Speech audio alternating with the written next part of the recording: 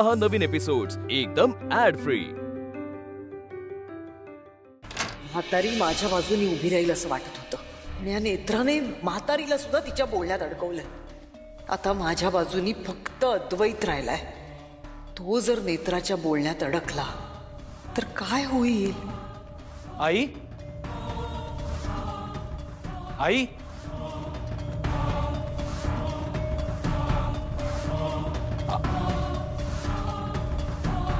आई, काय झालं? तू खाली का बसलीस अशी? आई, तुला बाबा काही बोलले का परत? मी काय करू आधी? माझी माणसं एक एक करून नेत्रा माझ्यापासून तोडतीये। आई, तू उठ आधी, वर बस। आई, उठ, वर बस, ये। सावकाश। आणि आता मला नीट सांग, काय झालंय? आता काय केलं तिने? नाही, नको आधी। तुम्हाला सगळ्यांना वाटेल की मीच तिच्याबद्दल नेहमी विरोधात बोलत असते। आई, असं नाहीये, मला सांग तरी काय झालंय? थांब, मीच विचारतो तिला। नाही,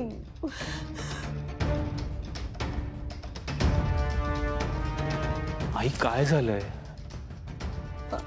आई अविश्वास दाखवायला लागल्यात रे माझ्यावर।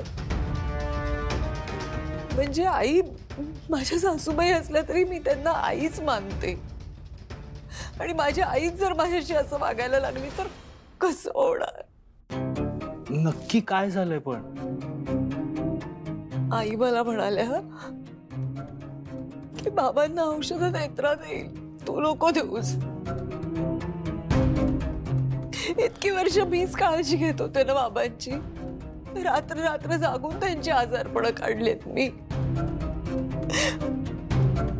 आणि आता नेत्राने आईंना काय सांगितलंय काय माहिती? मला म्हणाले तू औषधं नको देऊस। आता नेत्रा माझ्याबद्दल काय विचार करते ते मला माहितीये। ती माझ्याबद्दल काय काय गोष्टी रचून सांगते हेही माहिती। आणि मला त्याबद्दल काही म्हणायचंच नाहीये। मला बाबांची काळजी वाटते आधी। नेत्रा औषधं देणार म्हणजे मागच्या वेळेला तिने औषधांचा कसा घोळ घातला होता, आठवतंय ना तुला? प्रश्न फक्त औषधं देण्याचा नाहीये, प्रश्न आईंचा माझ्यावर जो अविश्वास आहे ना त्याचाही आहे। त्यांच्या डोळ्यात दिसत होता रे तो अविश्वास आधी। नेत्रा माझी माणसं, माझी नाती तोडायला लागली। आई,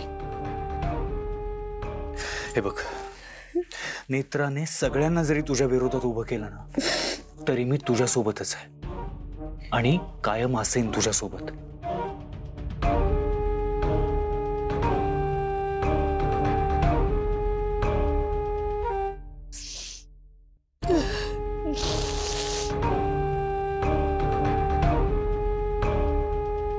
पाणी घे।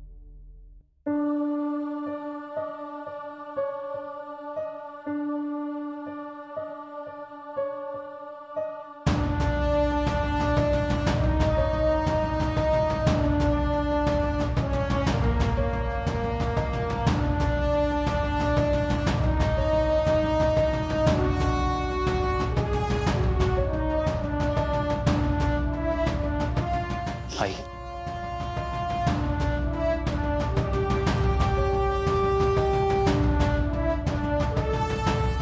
आई, या सगळ्यात थोडा वेळ जाईल, पण नेत्रा आज तुझी माणसं, तुझी नाती तुझ्यापासून तोडतीये ना, ते सगळं मी तुला परत मिळवून देईन। त्यासाठी जे करावं लागेल ना ते सगळं मी करीन। पण सगळ्यात आधी मला शोधून काढायचंय नेत्रा हे सगळं ज्या प्रकारे करतेय, ज्यासाठी करतेय, त्या मागचं रिझन काय? इतकं सोपं नाहीये ते आधी। नेत्रा घर पोखरते आपलं, तिला आधी घराबाहेर काढायला हवं। नाही नाही नाही आई, मी आत्ता येताना तोच विचार करत होतो। नेत्राला आत्ता घरातून बाहेर काढून नाही चालणार आपल्याला। म्हणजे आई, नेत्राने तुझ्यावर जे काही आरोप केले ते सगळे खोटे आहेत। हे आपल्याला जर सिद्ध करायचं असेल तर नेत्राचं या घरात राहणं इम्पॉर्टंट आहे.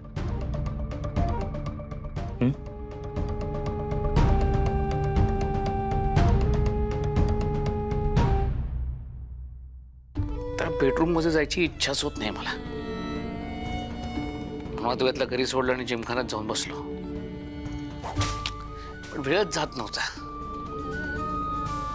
एक एक मिनिट एक एक तासासारखं वाटत होतं. साहेब पण असं करून कसं चालेल? काय करू नेत्रा, सांग ना काय करू. काल मी जे रुपालीचं रूप पाहिलं ना, हादरलो मी. तिने माझा गळा धरला, माझ्यासमोर धडाधडा बोलली ती. आज सकाळी मला म्हणते मी बाबांना मुद्दामून चुकीची औषधं देऊन त्यांना अधू केलंय. तुला कळतंय का, ती मला डिवसतीये. कारण तिला कळलंय अद्वैतमुळे माझे हात बांधले गेले.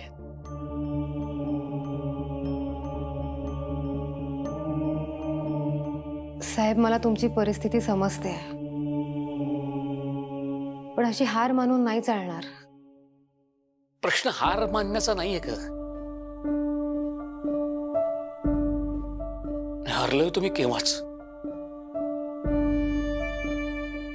हरलोय मी. ज्या दिवशी रुपालीवरती विश्वास ठेवला ना, त्याच दिवशी मी हरलो होतो.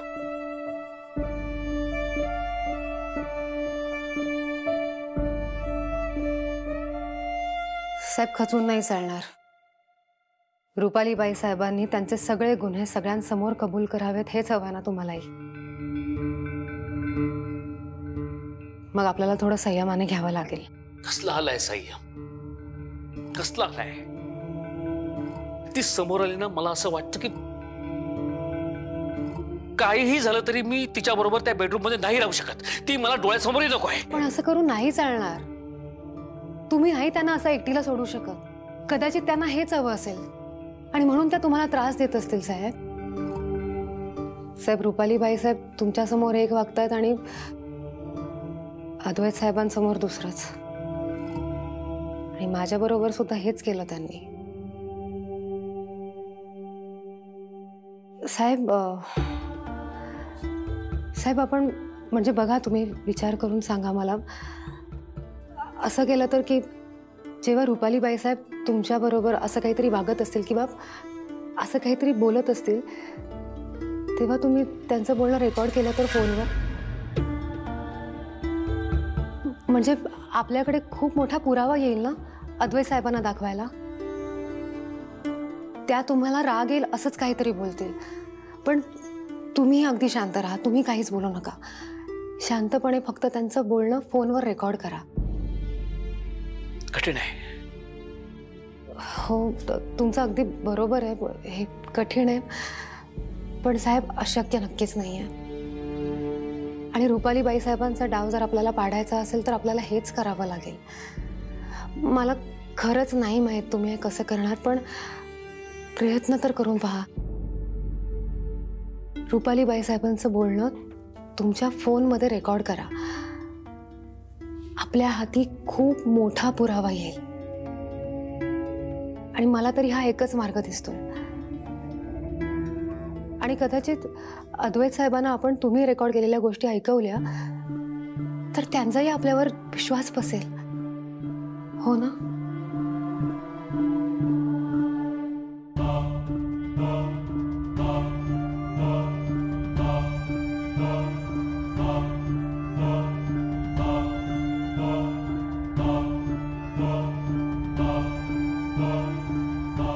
नेत्राची दिव्य शक्ती, प्रिमॉनिशन, क्लेअरवॉयन्स या सायकोलॉजिकल कंडिशन मधल्या गोष्टी नीट समजून घ्यायला हव्यात. नेत्रा खरंच एक सायकिक केस आहे का? अशी का वागतेय ती? आईवर एवढा राग काय तिचा? तिचा आणि आईचा कधी काही संबंध आलाय का याआधी? आणि ममता राजाध्यक्षाशी काय संबंध आहे तिचा? तिच्या सायकोलॉजिकल कंडिशनमुळे होतंय काय सगळं? नेत्रा खरंच एक सायकोलॉजिकल केस आहे. हे कळल्याशिवाय घरात जे काही सुरू आहे ते शांत होणार नाही. नेत्राची सायकोलॉजिकल कंडिशन बद्दल आणखी माहिती काढायला हवी.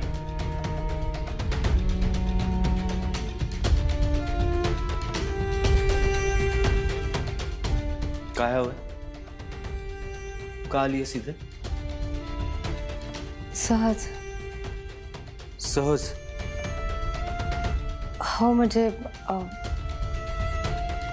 मला असं वाटलं तुम्ही माझी आठवण काढली म्हणून. काय करेक्ट टेलिपॅथी आहे आपली. Your right. तुझाच विचार करत होतो मी, दुसरं काही कामच नाहीये ना मला. तुझी आठवण का काढेन मी? कोण आहेस तू? फ्रेंड? नाही म्हणजे तुम्हीच म्हणता ना मी तुमची फ्रेंड आहे म्हणून. माणसं ओळखण्यात कधीतरी चुकतो मी. साहेब, माणसं ओळखायची नसतात, समजून घ्यायची असतात. घेतलं ना समजून, खूप समजून घेतलं. पण समजून घेण्याला सुद्धा एक लिमिट असतं आणि ते लिमिट जेव्हा क्रॉस होतं ना तेव्हा थांबायचं असतं. सो मी आता थांबलोय. मला तुझ्याशी बोलायचंच नाहीये हे कळतंय ना तुला. मित्र, आजीला सुद्धा सोडलं नाहीस तू. मला प्लीज सांग, कशासाठी करतेस तू हे सगळं? माझं डोकं ना फुटेल आता विचार करू. साहेब, तुम्ही नका ना त्रास करून घेऊ, नका चिडचिड करू. सध्या घरात जे काही सुरू आहे त्याचा जेव्हा तुम्ही फक्त डोक्याने विचार करणं बंद कराल ना तेव्हा सगळ्या प्रश्नांची उत्तरं तुम्हाला आपोआप मिळतील.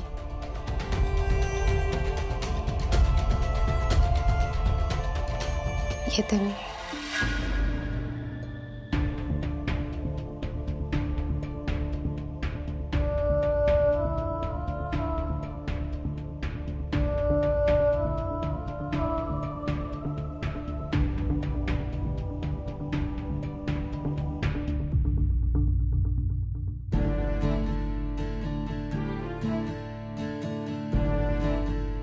फाल्गुनी ताई,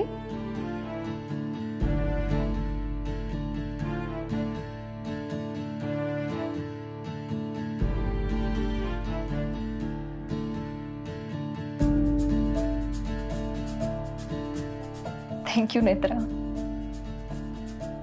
तुझ्यामुळे मला तेजस परत भेटलाय. तू तेजसला त्यांच्या बाबांना भेटवलंय. बाबा गेले म्हणून ते सॅड आहे, पण त्याचा मन एकदमच हलका झालाय त्यांना भेटून. तिकडे सारखं म्हणत होता की नेत्रामुळे हे सगळं पॉसिबल झालंय. नेत्राने जेटलो थँक्यू कहियेत तरी कम आहे. थँक्यू नेत्रा. थँक्यू नका म्हणू. तुम्ही खुश आहात ना? मग झालं तर. मला सांगा, तुम्ही आलात कधी? आत्ता झालो. आले आले तुला भेटायला आलं. आणि या घरात काय चालू आहे सगळं? केतकी काकूने सांगितलं मला. आय मीन हे सगळं काय? तुम्ही त्या सगळ्याचा नका विचार करू. पण ताई, मी म्हणाले ना नका विचार करू. तुम्ही छानपैकी तेजस साहेबांबरोबर वेळ घालवा, भरपूर गप्पा मारा त्यांच्याबरोबर. आणि घरात जे काही चाललंय ते आपल्या सगळ्यांच्याच भल्यासाठी चाललंय असं समजा. बाकी सगळं बघायला देवी आई आहेच. माताजी, थँक्यू सो मच. हे बघा, हे काय? चॉकलेट्स तुझ्यासाठी. माझ्यासाठी? अहो कशाला? नेत्रा, तू माझ्यासाठी एवढं केलं, मी चॉकलेट तो आणू शकते ना? तसं नाही ताई, पण याची काही गरज नव्हती. एक मिनिट. मस्त आपण खाईया.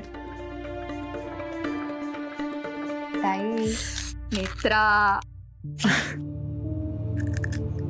मस्त जन. हॅलो.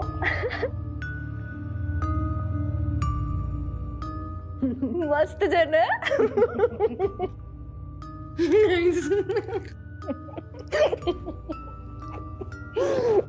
थँक्यू नेत्रा.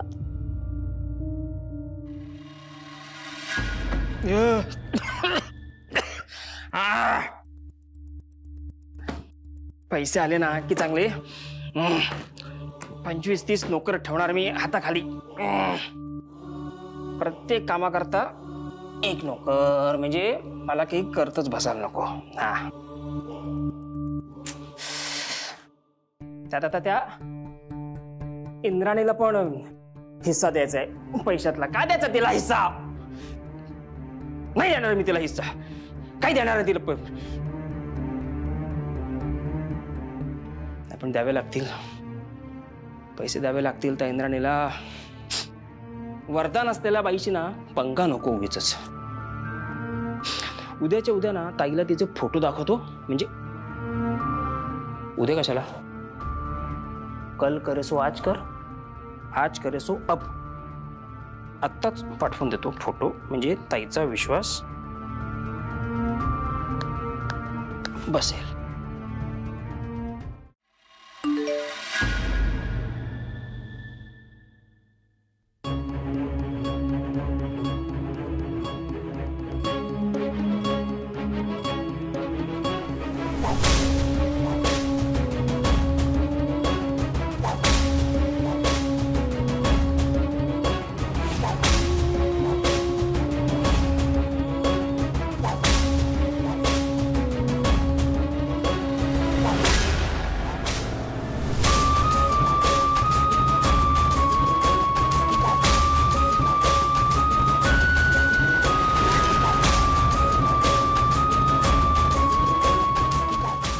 सगळं का पाठवतोय?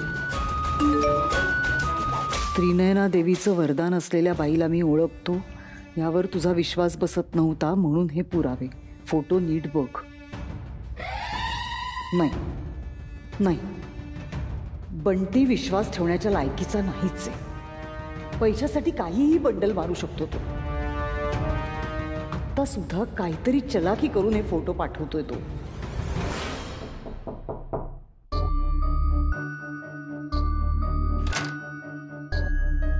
साहेब, तुम्ही अजून खोलीत नाही गेलात?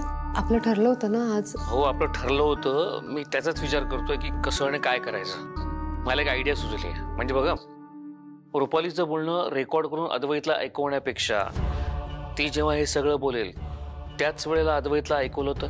म्हणजे कसं? मला कळलं नाही. म्हणजे सांगतो, म्हणजे मी माझ्या मोबाईलवरनं तुला फोन करेन. मी माझा मोबाईल ऑन ठेवून आमच्या बेडरूममध्ये जाईन. रुपालीकडनं सगळं सत्य वदवून घेण्याचा प्रयत्न करेन. तू त्याच वेळेला अद्वैतच्या बेडरूममध्ये जा आणि त्याला आमचं संभाषण ऐकव. तो थोडी चिडचिड करेल पण. नाही नाही, ठीक आहे, मी समजावेन त्यांना. आलं माझ्या लक्षात. मित्रा, हे सगळं ठरल्याप्रमाणे झालं ना तर आजची रात्र रुपालीची या घरातली शेवटची रात्र असेल. आजच रात्री अद्वैतीला घराबाहेर हाकलून देईल.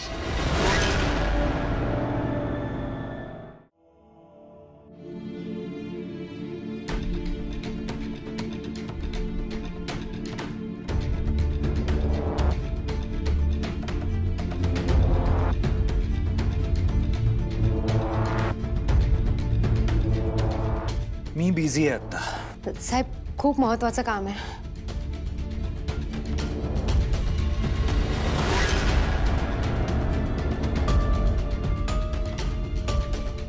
बाबांचा फोन का सुरू आहे? आणि बाबा घरातच आहेत ना आता?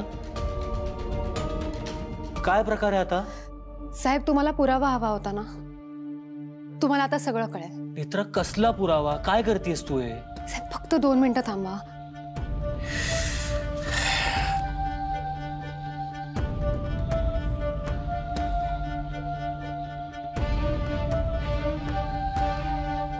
रुपाली, मला खरंच जाणून घ्यायचंय.